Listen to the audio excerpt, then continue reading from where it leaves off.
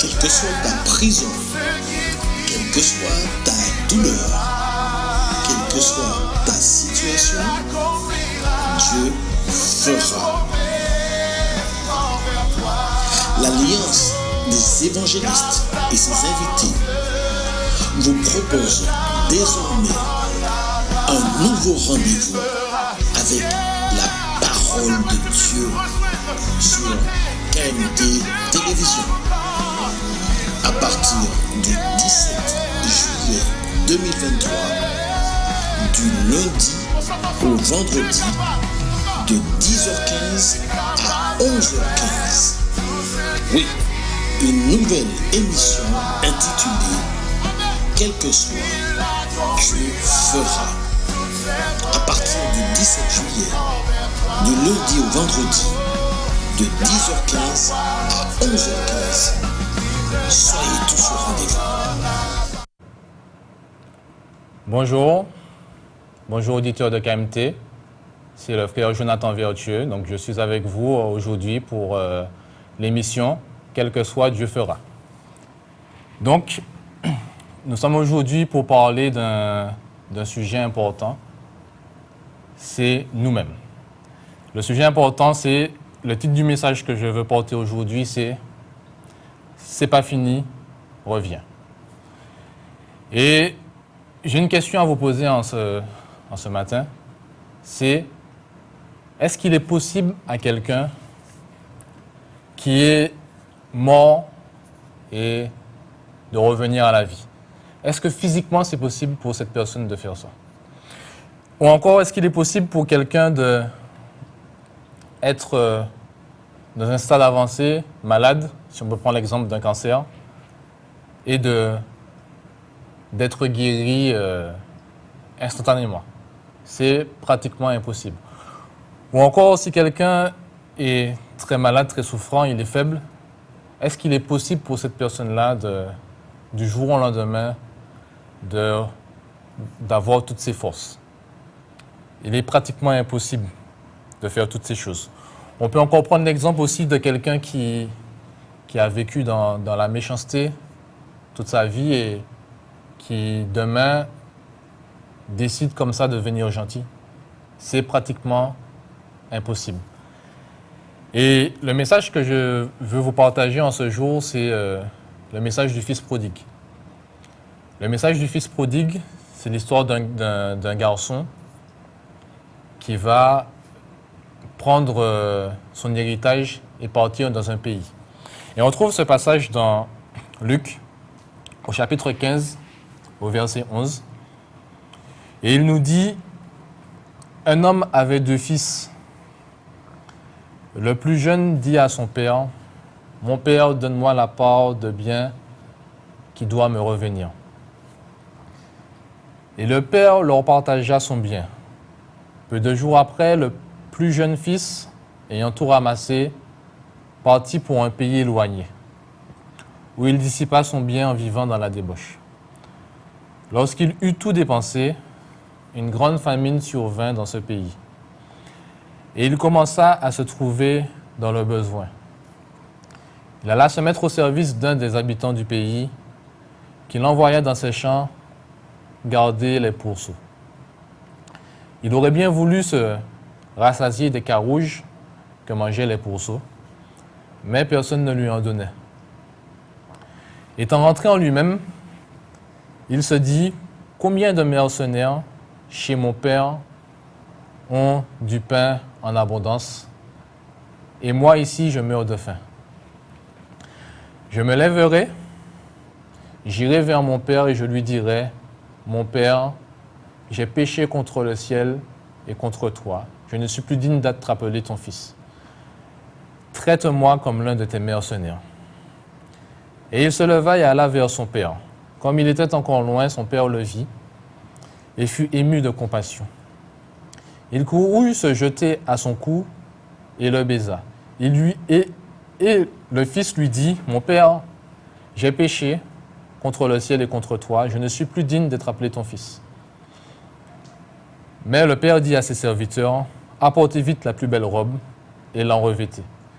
Mettez-lui un anneau au doigt et des souliers aux pieds. Amenez le veau gras et tuez-le. Mangeons et réjouissons-nous, car mon fils, que voici, était mort, et il est revenu à la vie. Il était perdu, et il est retrouvé. Et ils commencèrent à se réjouir. Amen. Dans ce passage-là, nous allons un petit peu parler du fils prodigue. Comme je vous ai expliqué, c'est l'histoire d'un père avec son fils. Donc il avait 2 fils. Et l'un de ses fils arrive et dit à son père de lui donner la part d'héritage qui lui est due. Et dans cette part d'héritage qui lui est due, on suppose qu'à cette période-là, le père avait des biens. Donc il avait sûrement du bétail, il avait certaines richesses matérielles. Et le fils lui dit, « Mon père, donne-moi la part d'héritage qui m'est due. » Car en fait, le fils veut prendre une autre direction que celle que son père lui a donnée. Et dans la Bible, il est dit, « Tout m'est permis, mais tout n'est pas utile. » C'est-à-dire que, on trouve ce passage dans 1 Corinthiens chapitre 10, au verset 23, et il dit après, « Mais tout n'édifie pas. » C'est-à-dire que le fils a parfaitement le droit de prendre l'héritage qui lui est dû et de partir. Le fils a parfaitement le droit de prendre sa vie et de la mener comme il l'entend. Si je fais le parallèle avec nos vies aujourd'hui, nous avons parfaitement le droit de faire ce que nous voulons. Nous avons le droit d'aller au cinéma, nous avons le droit d'aller à l'hôtel, d'acheter des maisons, des voitures. Nous avons le droit de faire pas mal de choses. Mais est-ce que ce que nous faisons édifie? Est-ce que ce que nous faisons est utile à notre développement? Et dans le passage qui va suivre, nous voyons que le fils va aller à l'excès de beaucoup de choses. Si on prend la description du fils, nous voyons que ce fils va vivre une vie qui est complètement dépravée. C'est une vie qui est on va dire qu'il vivait dans la débauche. Et j'ai noté que le père n'est pas obligé de donner un héritage à son fils. Nous ne sommes pas obligés de donner des héritages à nos enfants. Pourquoi? Parce que nous avons des personnes qui ont plus de moyens et d'autres qui en ont moins. Nous avons des personnes en Martinique, dans les îles, qui n'ont pas d'héritage. D'autres qui ont un certain héritage, qui héritent de maisons, qui héritent d'entreprises, qui héritent de pas mal de choses. Et dans cette situation-là, le père a un héritage. Mais il faut savoir que l'héritage, on n'est pas obligé de le donner. L'héritage, c'est quelque chose de personnel. Nous ne sommes pas obligés de donner un héritage à nos enfants. Mais par notre grand amour et l'amour que nous portons à notre progéniture, nous donnons un héritage. Et c'est ce que le père il va faire. Il a réservé un héritage pour son fils. Pas pour seulement le premier fils, il a réservé un héritage pour les 2 fils. Et donc, on suppose que le père, dans cette situation, a donné une éducation à son enfant. L'éducation qu'il a donnée à son enfant, qui est de rester un petit peu dans les voies qu'il lui a enseignées. Mais le fils va prendre une autre direction. Il va prendre la direction de partir. Et on suppose que son père lui a proposé, lui a dit, mais reste avec nous. Reste dans ce qu'on est habitué à faire. Reste à la maison. Mais il est écrit qu'il va prendre plusieurs jours, il va ramasser ses affaires et il va partir. Le père sait pertinemment que la voie que le fils va emprunter n'est pas la bonne. Quand nous avons nos enfants, nous leur inculquons des voies, nous leur inculquons des directions, et nous savons que ce que nous leur disons, ce que nous leur proposons, ce que nous leur disons, c'est ce que nous avons estimé être bon. La voie qui est la voie de la vérité. Mais malheureusement, le choix leur appartient de prendre cette voie-là ou de prendre une autre voie. Donc le père sait pertinemment que si le fils prend l'héritage et qu'il s'en va, il sait pertinemment que la voie qu'il empruntera ne sera pas la bonne. Le fils, quant à lui, quand il part, c'est pour ne pas revenir. Il part en estimant être un homme. Il part en estimant être quelqu'un qui a compris quelque chose, qui a compris la vie. Donc il s'estime être un homme et pour lui, l'échec n'est pas permis. Pour lui, il part pour ne pas revenir. Il part pour faire sa vie, pour créer si je peux dire, son entreprise sociale. Il part pour vraiment un nouveau départ. Et j'ai noté que Dieu te montre la voie des fois et le chemin qu'il estime être bon pour toi, utile à ton développement ou encore à ta vie. Des fois, Dieu nous montre un chemin, il nous montre une situation et il nous dit qu'il vaut mieux ne pas ne prendre cette voie-là. Et malgré ça, nous voulons l'emprunter. Dieu sait exactement quelle voie emprunter pour ton développement et ton avancement spirituel. Il est écrit que Jésus est le chemin, la vérité, la vie. Donc nous devons prendre ce chemin. Mais il est aussi écrit qu'il a mis devant nous la vie et la mort et nous devons choisir la vie. Il nous propose et nous conseille de choisir la vie. Mais nous avons le choix d'emprunter l'autre chemin qui est le choix de la mort. Et le choix qu'il va prendre le fils cadet, c'est le choix de la vie éloignée de la vie sans Dieu. Il est écrit qu'il va vivre une vie de débauche. Et la débauche, c'est quoi? La débauche, j'ai cherché dans le dictionnaire, c'est un usage excessif, déréglé des plaisirs de l'amour, de la table, ou encore du libertinage ou du dévergondage. Le verset, il dit que peu de jours, donc c'est dans Luc chapitre 14, on continue, peu de jours après, le plus jeune fils ayant tout ramassé. C'est-à-dire que c'est un acte réfléchi. Il y a plusieurs jours qui se sont passés. Il est parti pour un pays éloigné où il dissipa son bien. Tout le bien que le père avait acquis durant plusieurs années, il a tout dissipé. Il est parti dans un pays lointain où il dissipa son bien. Et il y a un mot en particulier qui est important, qui dit qu'il ne dissipa son bien en vivant dans la débauche. Le mot débauche est important, puisqu'on a décrit le mot débauche. Mais le mot vivant dans la débauche. Il y a des gens qui vivent dans la richesse. Ça veut dire qu'ils ne savent plus quoi faire de leur richesse.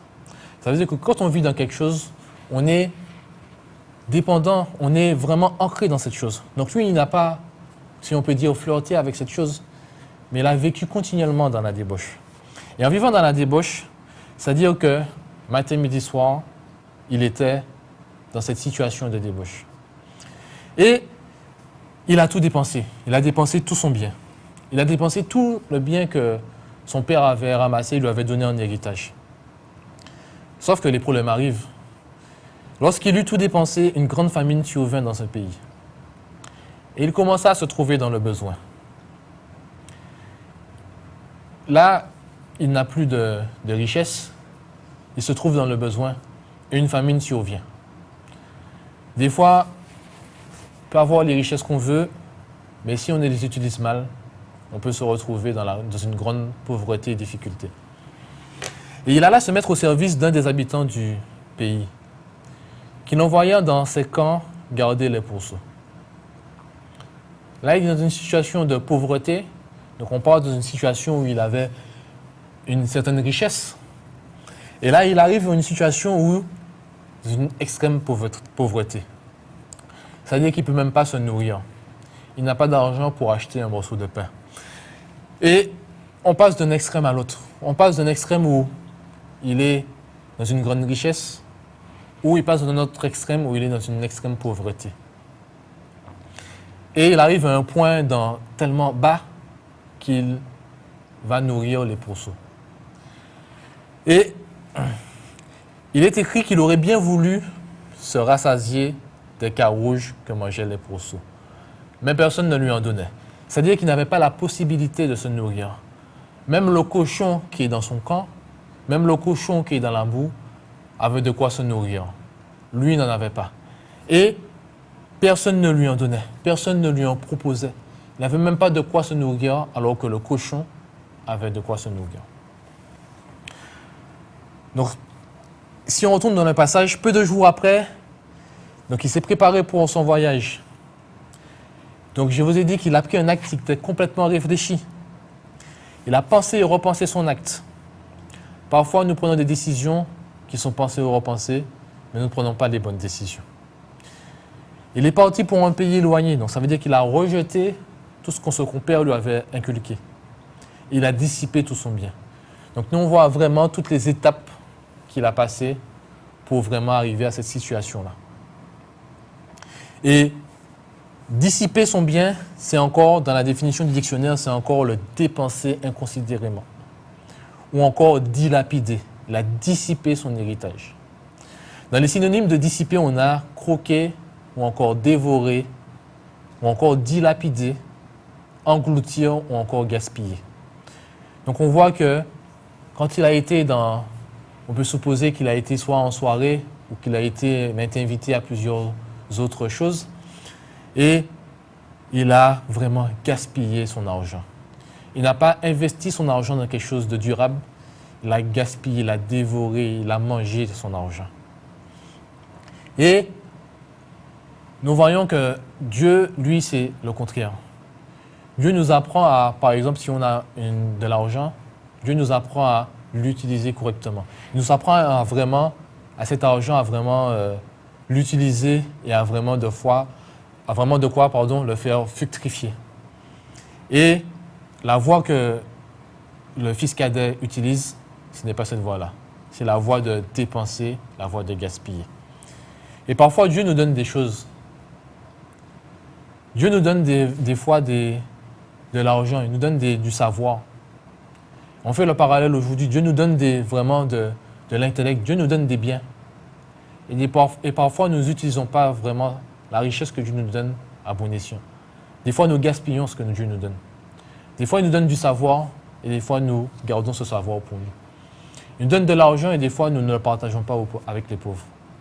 Il nous donne des fois vraiment de bonnes choses et nous ne l'utilisons pas et nous le dépensons. Et après, nous disons que nous n'avons pas de moyens. Et c'est exactement cette situation-là que nous devrons éviter aujourd'hui. Et pour reprendre le passage, il aurait bien voulu se rassasier des carouges que mangeaient les pourceaux. Mais personne ne lui en donnait. Il faut savoir qu'il est dans un pays éloigné, donc il ne connaît personne. Il avait sûrement des amis, il avait sûrement des connaissances, mais même ces personnes-là qui ont dû faire la fête avec lui n'étaient pas là présentes pour lui. Et il va faire une constatation, le fils prodigue. Il va faire une constatation et il va rentrer en lui-même. Et je veux te dire aujourd'hui, rentre en toi-même. Regarde si ce qu'il y a dans ta vie est correct. Regarde si tu es heureux dans ce qu'il y a dans ta vie. Et étant rentré en lui-même, il se dit en lui-même, combien de mercenaires chez mon père ont du pain en abondance. Et moi, ici, là où je suis, je meurs de faim. Il fait une constatation et il rentre en lui-même. Et la constatation qu'il fait, c'est qu'il meurt de faim. La constatation qu'il fait, c'est qu'il n'a pas à manger. La constatation qu'il fait, c'est que les serviteurs de là où est-ce qu'il est sorti, de chez son père, ont du pain à ne savoir quoi faire.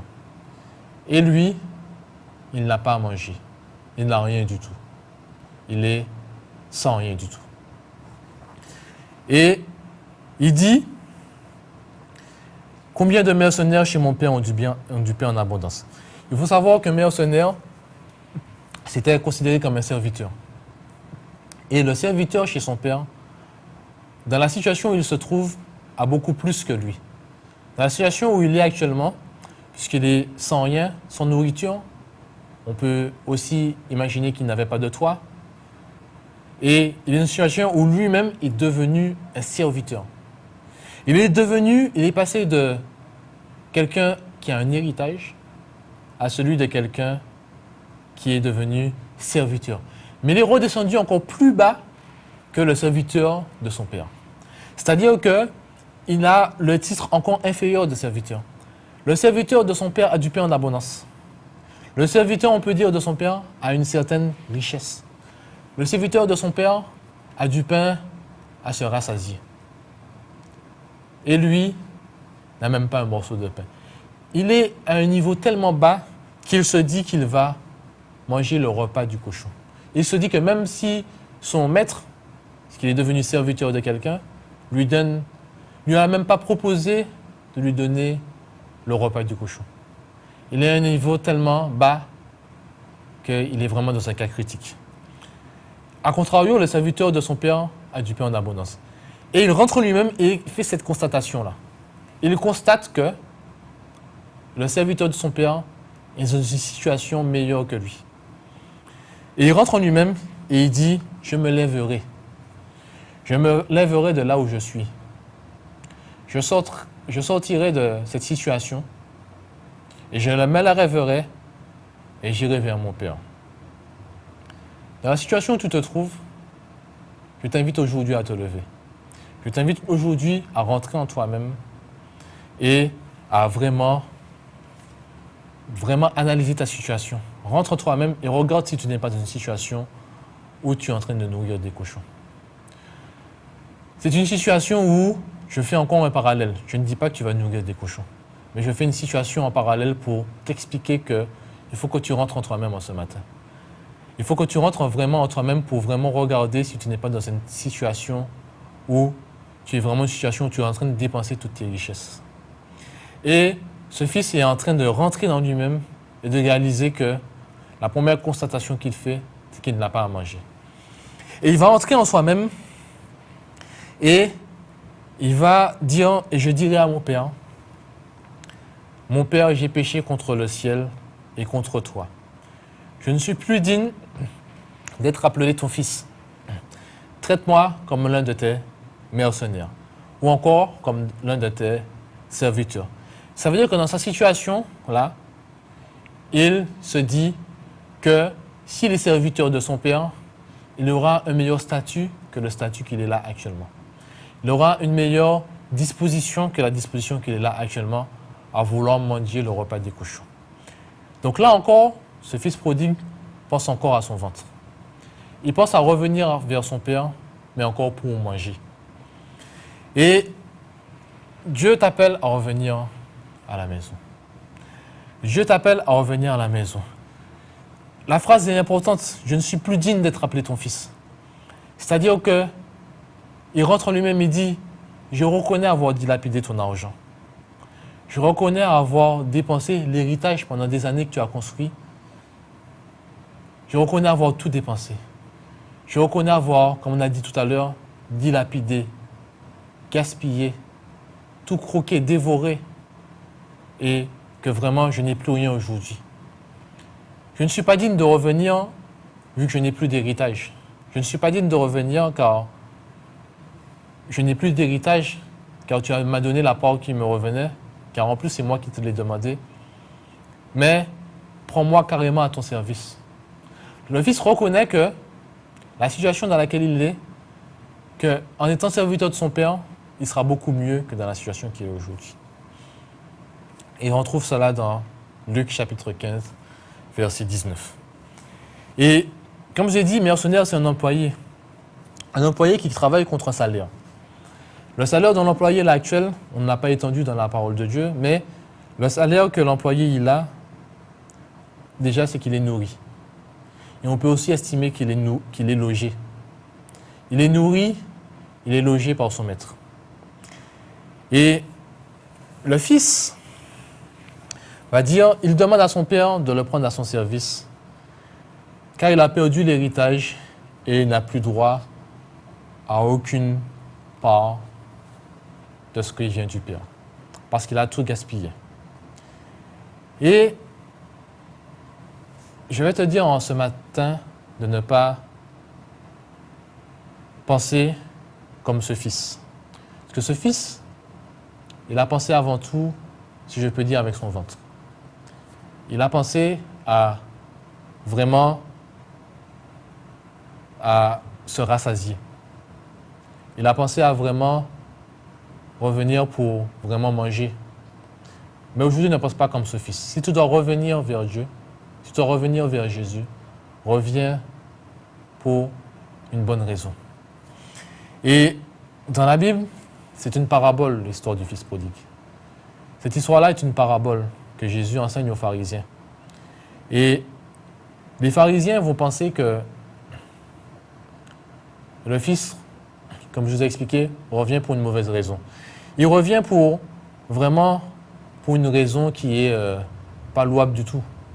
Il revient dans une mauvaise situation parce qu'il revient déjà premièrement pour une situation où il a tout dépensé. Il revient secondement parce qu'il a plus de richesse. Il revient aussi parce qu'il n'a pas le choix. Mais il revient surtout pour se remplir le ventre. Et ce retour n'est pas un retour modèle. Souvenez-vous, il est parti avec l'espérance de peut-être faire fortune. Il est parti en tant qu'homme, peut-être pour ne pas revenir. Parce qu'il s'est dit qu'il part, mais il va peut-être réussir à avoir aussi des richesses. Mais il est revenu en étant pauvre. Et ce retour, le retour qu'il fait n'est pas un retour modèle. Ce n'est pas un retour modèle et ce n'est pas forcément un exemple de conversion. C'est-à-dire qu'à le retour à la maison paternelle, il n'est pas causé par le remords, premièrement, d'avoir peiné son père. Il n'est pas causé, premièrement, par quelqu'un qui reconnaît, premièrement, d'avoir fait une erreur. Mais le retour est vraiment causé par vraiment la raison première qui est qu'il a faim. Il a fait un froid calcul pour dire qu'il a faim. Au verset 17, il est dit qu'étant rentré en lui-même, il ne se dit pas, premièrement, qu'il a péché. Il ne se dit pas qu'il a fauté, il a gaspillé l'argent. Il se dit, combien de mercenaires chez mon père ont du pain en abondance. C'est la première chose qu'il se dit. Et ensuite, il va dire, et moi ici, je meurs de faim. Donc son retour est conditionné par le fait qu'il a faim. Son retour est conditionné par le fait qu'il a un grand besoin. Son retour n'est pas conditionné parce qu'on lui a dit que Dieu donne à manger ou le Père est en abondance, le Père a des richesses. Son retour n'est pas conditionné par le fait qu'il a entendu parler de Dieu, qu'il a entendu que son Père a peut-être planté une nouvelle variété de bananes ou qu'il a élargi son champ avec d'autres cultures. Son retour est conditionné par ce qu'il a faim. Et il ne va pas réfléchir à ce que le Père a comme richesse ou qu'il lui reste comme richesse. Il ne va pas réfléchir à le fait de savoir si, en fait, le Père a. Pour lui, il sait que son Père a et qu'il a des richesses à lui donner ou encore à manger. Car il dit qu'il meurt de faim. Le retour vers le Père est conditionné par le fait de manger. Le retour vers son Père lui permettra, lui, de répondre à son premier besoin. Son premier besoin qui est de manger, de se remplir le ventre, d'avoir quelque chose à manger. C'est la faim, le ventre vide, qui le pousse à revenir et pas la contrition. N'est-ce pas injuste pour le Père qui a tant donné pour son Fils, qui a tant pendant des années peut estimer que le Père a dû travailler 5, 10, 15, une vingtaine d'années, voire une trentaine d'années, ou toute sa vie, pour avoir un héritage, pour avoir des biens. N'est-ce pas injuste que ce fils revienne et prenne l'héritage comme ça, qu'il a déjà gaspillé, qu'il le gaspille, qu'il le dépense, et qu'en plus qu'il revienne sur ses pas, après être parti, et en revenant sur ses pas, puisse encore pomper dans l'héritage du père ou encore du deuxième fils. Le premier fils qui a toujours été droit, qui a toujours obéi à son père. Le premier fils qui est resté à travailler, qui est resté avec son père, qui n'a pas demandé la part d'héritage pour partir et le dépenser, qui n'a pas regardé à vraiment cette situation où il était vraiment dans... Il aurait pu demander le premier fils. Il n'a pas demandé son héritage. Il est resté vraiment à côté de son père, vraiment, et il a vraiment continué à travailler avec son père. N'est-ce pas injuste de la part du premier fils de revenir sur ses pas et de encore pomper dans l'héritage du père ou du premier fils? Et je veux te dire par là que si on regarde si on regarde à nos yeux charnels, si on regarde à ici terre, moi je dirais que c'est injuste. Je dirais que c'est injuste car il y a une séparation qui a été faite auprès des deux fils. Il y a une séparation qui a été faite avec le premier fils qu'on lui a donné l'héritage. Il y a une séparation qui a été faite avec le deuxième fils. On peut estimer qu'ils ont reçu chacun 50% et l'autre 50% de l'héritage. Mais ce qui va se passer dans cette situation-là, c'est que chaque personne va faire le choix. Ils vont faire chacun un choix différent. Le premier fils va faire le choix de rester avec son père et de continuer à travailler avec son père. Il va rester encore au pied de son père. On peut estimer en parallèle, en parabole, qu'il va rester au pied de Dieu. Le deuxième fils, lui, va faire un autre choix. Il va faire un choix de partir. Il va faire un choix de prendre son héritage, donc les richesses auxquelles il a droit, et il va partir. Et il va partir. Donc on estime qu'il n'a plus d'héritage. Une fois qu'il est arrivé dans une situation où il a tout dilapidé, l'héritage qu'il a, il ne l'a plus, il l'a perdu. Et là, il va faire le pas de revenir. Et en faisant le pas de revenir, il se lève, au verset 20, il se leva et alla vers son père. Donc, il était encore loin. Comme il était encore loin, son père le vit et fut ému de compassion. Il courut se jeter à son cou et le baisa. Le fils lui dit, « Mon père, j'ai péché contre le ciel et contre toi. Je ne suis plus digne d'être appelé son fils. » Souvenez-vous, au passage plus loin, il avait déjà fait son discours. Il avait déjà dit, je vous ai dit de telle manière à mon père que je ne suis plus digne, au verset 19, que je ne suis plus digne d'être appelé ton fils. Traite-moi comme l'un de tes mercenaires. Et plus loin, il dit, mon père, j'ai péché contre le ciel et contre toi. Je ne suis plus digne d'être appelé ton fils. C'est exactement la même phrase. Il dit ce qu'il avait prévu de dire à son père. Donc il avait déjà anticipé la réaction de son père. Il avait anticipé une réaction d'un père qui lui aurait dit « Je t'ai donné un héritage, je t'ai parlé, je t'ai enseigné, je t'ai montré la voie que tu devais emprunter. Mais au lieu de ça, tu as emprunté une voie qui n'était pas la bonne. » N'est-ce pas juste de la part du père d'avoir cette réaction? N'est-ce pas juste de la part du père de lui dire « Mais je t'ai donné un héritage, je t'ai donné un modèle, je t'ai donné une voie empruntée. Et comme le fils aîné, tu aurais pu emprunter la voie que je t'ai montrée, la voie qui j'estime être la bonne voie, la voie de la vérité. Comme je vous l'expliquais plus tôt, quand nous avons des enfants, mais nous les proposons, nous les enseignons, nous leur montrons la direction des voies qu'ils doivent emprunter. Si notre enfant veut manger un fruit qui est avarié, par exemple, nous lui disons, mais regarde, nous t'enseignons, le fruit, regarde, il est piqué, il est un petit peu pourri, donc ce fruit, tu ne devrais pas le manger. Donc nous lui montrons et nous l'enseignons. C'est ce qu'on appelle l'éducation. Et l'enfant, quand il grandit, il l'obéit. C'est exactement pareil. Ce père a dû donner une éducation à son fils. Ce père a dû donner une éducation à son enfant. Il a dû donner une éducation aux deux enfants. Mais malheureusement, quand l'enfant devient majeur, quand l'enfant se considère comme étant homme, l'enfant se sent homme et décide de faire ses propres choix, d'emprunter sa propre voie. Et le père l'enseigne. Dans la Bible, il est dit, enseigne le fils dans la direction et il ne s'en éloignera pas. Le père lui a inculqué, l'a enseigné. Nous enseignons des choses à nos enfants. Mais à un moment, ils prennent leurs propres décisions, et ils prennent leur propre voie. Et c'est ce qui s'est passé avec le fils prodigue. Il a décidé de prendre sa propre voie. Donc quand il revient, il n'a plus d'héritage. Quand il revient, il n'a plus rien. Et il est dit que il courut se jeter, et quand il est au verset 20, il se leva et alla vers son père. Et comme il était encore loin, son père le vit et fut ému de compassion. Le père fut ému de compassion. Le père n'a pas une réaction de père fouettant.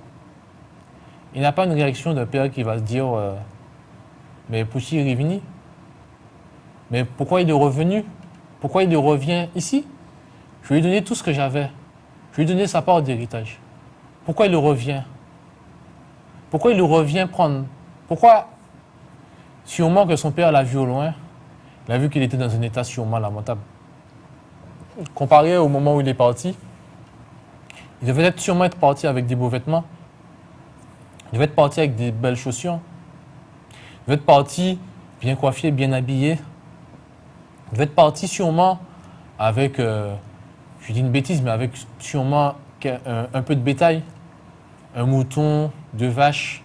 Il devait être parti avec quelque chose, une richesse, parce qu'il avait un héritage. Il faut rappeler que son père a des serviteurs. Donc, pour avoir des serviteurs, c'est que son père avait une certaine richesse. Et il n'avait pas qu'un seul, il avait plusieurs serviteurs. Comme il l'a dit au verset 19, « Prends-moi comme l'un de tes mercenaires ». Donc, c'était plusieurs mercenaires. Il y avait plusieurs serviteurs dans la maison, encore le domaine. Mais quand son fils revient, le père, il fait ému de compassion. Le père, ému de compassion, il dit, « Mon fils revient ». Et comme il était encore loin, son père le vit et fut ému de compassion. Et il courut se jeter à son cou et le baisa. C'est le père qui fait l'action d'aller vers son fils. Donc le père n'est pas dans une position de fouettard, de père fouettard, le père qui va gronder. Le père est ému complètement de compassion. Et le père fait une action, l'action physique, de se jeter à son cou. Il faut se rappeler que le fils, quelques jours plus tôt, puisqu'il était dans un pays lointain, donc il a dû marcher pour retourner vers son père. Mais quelques jours plus tôt, il était en train de nourrir les cochons. Donc on peut imaginer que ce fils qui n'avait plus de quoi se loger, qui n'avait plus de quoi se nourrir, donc qui n'avait plus sûrement accès à l'eau potable, donc on peut estimer que ce fils n'était pas dans une situation, vraiment il n'avait pas des vêtements propres. Il était dans une situation vestimentaire ou même dans une hygiène qui n'était pas forcément, on peut dire, recommandée. Mais son père va faire une action où il se jette à son cou et il le baise. Ça veut dire que son père l'embrasse. Son père lui fait une embrassade. Son père lui dit « Bienvenue mon fils à la maison ». Son père l'enlace parce que son fils est revenu. Son père n'est pas dans une position de père fouettard. Son fils l'embrasse parce que son fils est revenu. Et le fils lui dit ce qu'il avait prévu de lui dire, « Mon père, j'ai péché contre le ciel et contre toi. Je ne suis plus digne d'être appelé son fils. Je ne suis plus digne d'être appelé ton fils. » Le fils lui dit en d'autres mots, « Je n'ai plus d'héritage. Je ne peux plus obtenir quelque chose de toi. » Mais le père va donner une réponse assez extraordinaire. Il va donner une réponse qui est assez hors du commun. Le père dit à ses serviteurs, « Apportez vite la plus belle robe. » Je reprends. Le père dit à ses serviteurs, « Apportez la plus belle robe. » C'est-à-dire que le fils lui dit, « Père, j'ai péché contre le ciel et contre toi. » Il n'y a pas quelque chose qui vous gêne dans ce passage. La chose gênante dans le passage, c'est que le fils lui parle et lui dit que j'ai péché contre le ciel et contre toi. Donc il lui demande en gros pardon. Et le père ne fait pas cas de ce que le fils lui a dit. Le père, on peut estimer qu'il répond mais de façon totalement désintéressée. C'est comme si je vous dis, je vous demande pardon. Et le père, il regarde à côté et puis il dit, apporte-lui quelque chose.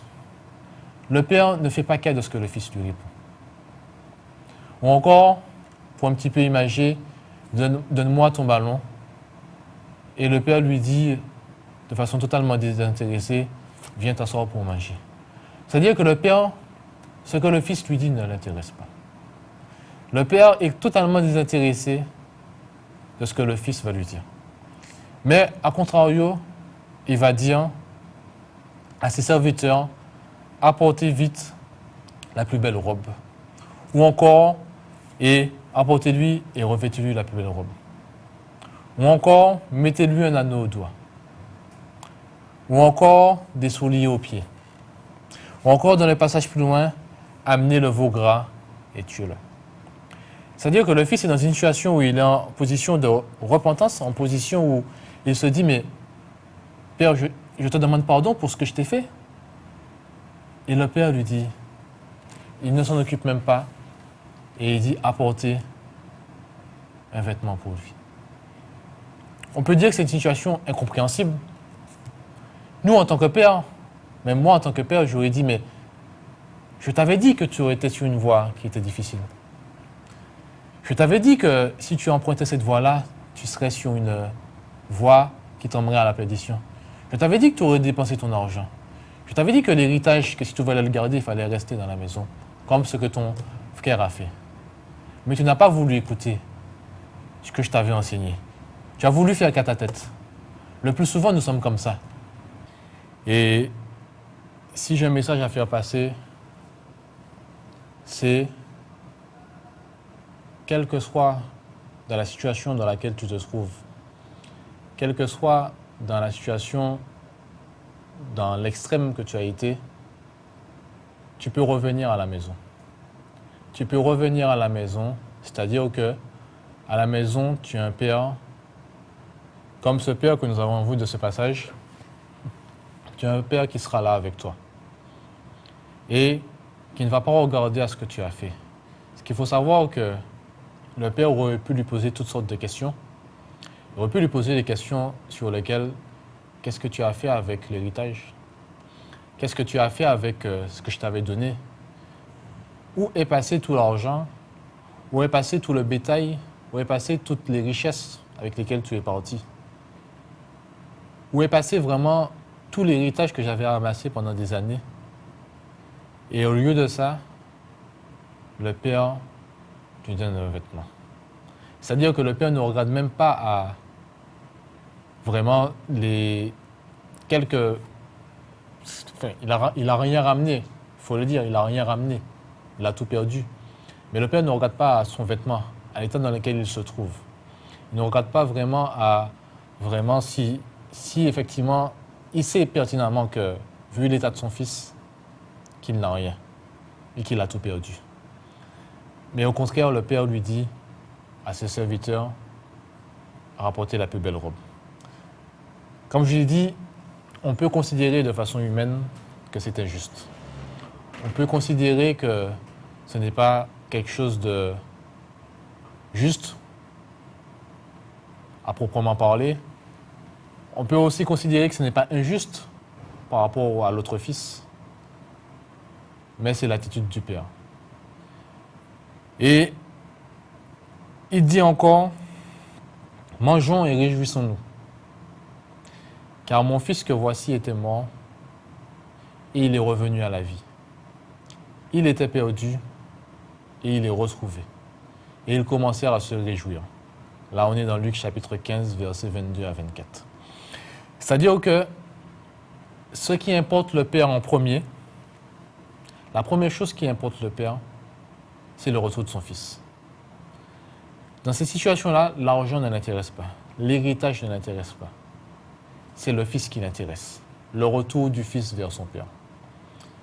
Et comme je te disais tout à l'heure, si tu as fait quelque chose que tu estimes être mal, que tu estimes avoir honte de cette chose, que tu estimes que tu ne peux pas revenir, le Père ne va pas regarder à ce que tu as fait.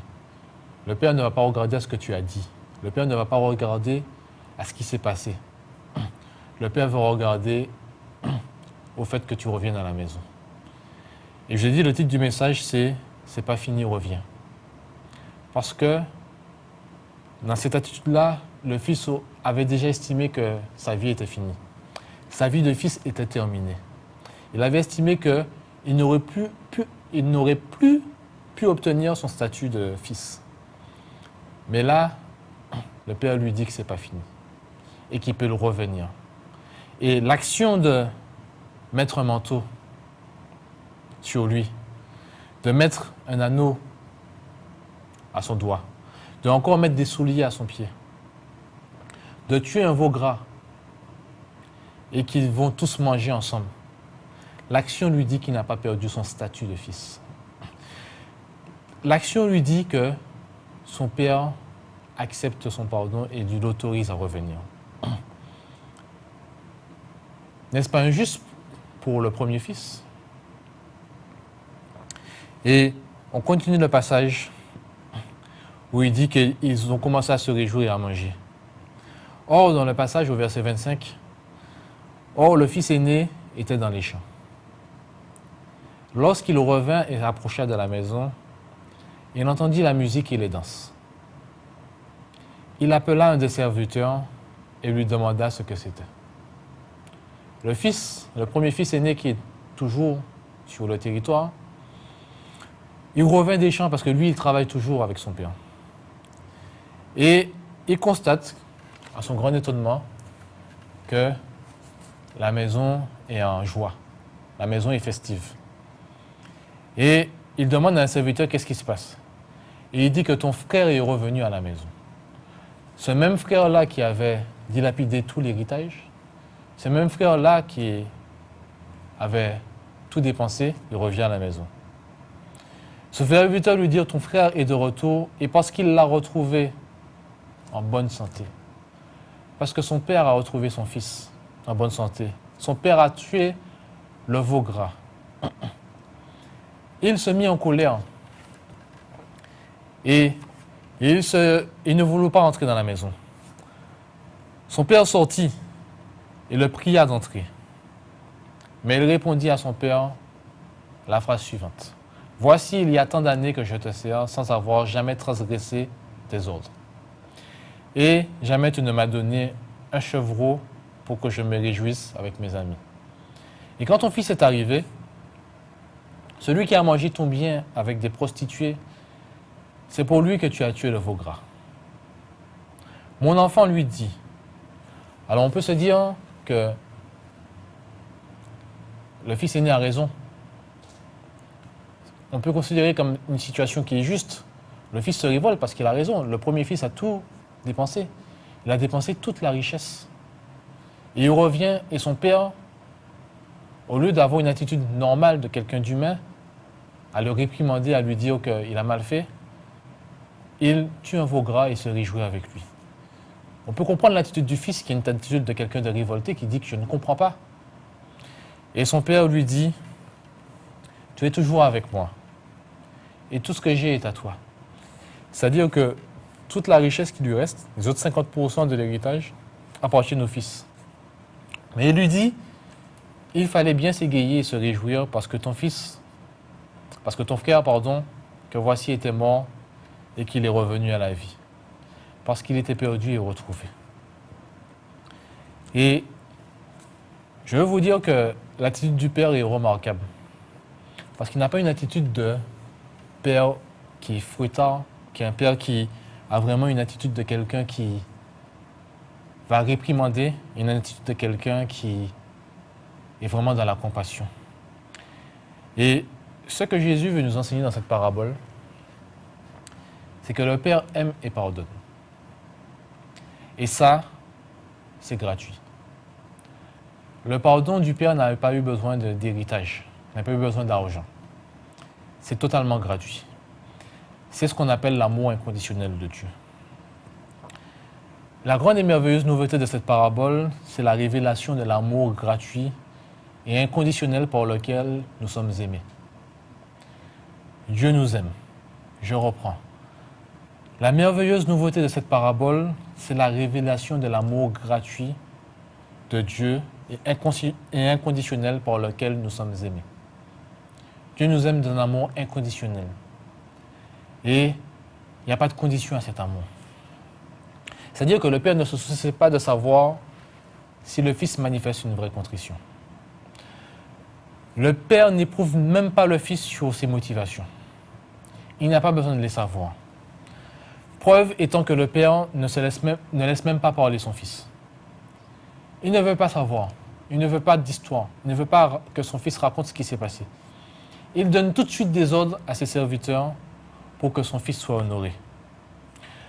Le retour du Fils est la seule chose semblant compter pour le Père. Un Fils là, présent à la maison. Voilà ce qui est la joie du Père. À son rôle de juge, il préfère celui de Père.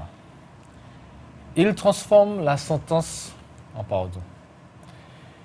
Il désire le retour de son fils et non sa perte. Le Père aurait pu dire, mon fils, tu as pris l'héritage que je t'ai donné et tu l'as dilapidé et gaspillé.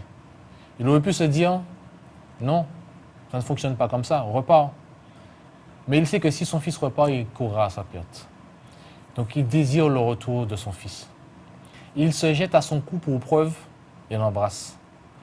Voilà comment le Père juge et voilà comment il corrige. Il donne un baiser au lieu d'un châtiment.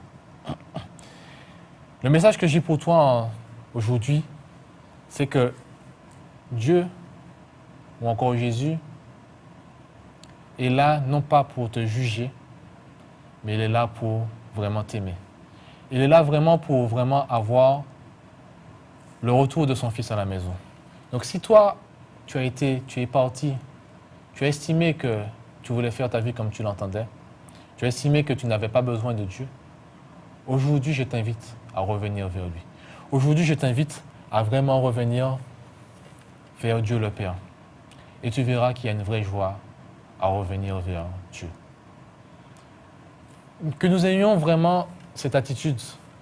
Je veux vraiment porter un point particulier, à deux points particuliers sur les attitudes. Parfois, nous jugeons. Nous avons quelqu'un qui revient dans une assemblée, ou nous avons quelqu'un qui a fait une difficulté, qui a eu une difficulté ou qui est parti, ou des fois, bien souvent, une fille qui est devenue enceinte au mariage, et des fois, nous jugeons. Mais des fois, il vaut mieux la laisser revenir. Ne soyons pas comme ce père fouettard qui va directement dire « je vais te corriger » ou « ou « c'est pas bien ce que tu as fait ». Non. Nous devons plus vraiment être dans l'amour. Et le deuxième point que je voudrais aborder, c'est vraiment l'amour inconditionnel de Dieu. Dieu n'est vraiment pas là pour te juger. Et l'amour qu'il veut te donner aujourd'hui, c'est un amour qui est vraiment sans condition. Même si toi tu ne l'aimes pas, mais lui il t'aime. Et ce qu'il veut, c'est le meilleur pour toi. Dieu n'est pas seulement un père, il est aussi un ami. Il est vraiment aussi quelqu'un qui veut te donner cette joie que personne ne peut te donner. Vraiment cet amour que personne ne peut te donner. Et c'est vraiment ce message que j'ai là pour toi aujourd'hui. C'est que vraiment tu puisses accepter l'amour de Dieu. Alors il y a des numéros que vous pouvez appeler, qui vont s'afficher. Vous pouvez nous appeler et nous serons en joie de vous répondre. Mais je veux quand même prier avec toi aujourd'hui afin que tu puisses revenir à la maison. Amen. Seigneur, nous avons étudié vraiment ton amour inconditionnel. Merci pour cet amour que tu nous donnes, qui n'a pas de condition. Merci pour vraiment cette grâce que tu nous permets d'obtenir cet amour. Merci pour vraiment ta grâce et ta bonté, Seigneur. Seigneur, je te prie pour cette personne qui a voulu mener sa vie comme elle l'entendait, cette personne qui est allée à gauche ou à droite, mais qu'aujourd'hui qui veut revenir, Seigneur Jésus. Seigneur, dans ta bonté, Seigneur Jésus, que nous ne serions pas là pour la juger, comme toi, tu n'as pas jugé. Tu n'es pas un Dieu qui juge, tu n'es pas un Père fouettard, mais tu es un Père qui aime. Alors que vraiment, Seigneur Jésus, tu puisses nous aider, nous, à ne pas juger, mais à vraiment accepter l'autre comme il est. Et que tu puisses vraiment nous déverser de ton amour inconditionnel. Je te prie pour vraiment la Martinique, la Guadeloupe, la Guyane. Je te prie pour les églises, je te prie pour les habitants. Je te prie pour chaque personne dans chaque commune, Seigneur Jésus. Viens vraiment déverser ton amour et aide-nous à revenir encore vers toi. Au nom de Jésus. Amen. Que le Seigneur te bénisse et bonne journée, bonne semaine. Quelle que soit ta prison, quelle que soit ta douleur, quelle que soit ta situation, Dieu fera. L'Alliance des évangélistes et ses invités vous propose désormais un nouveau rendez-vous avec la parole de Dieu. sur KMT Télévision. À partir du 17 juillet 2023, du lundi au vendredi, de 10h15 à 11h15. Oui, une nouvelle émission intitulée « Quel que soit, Dieu fera ». À partir du 17 juillet, du lundi au vendredi, de 10h15 à 11h15. Soyez tous au rendez-vous.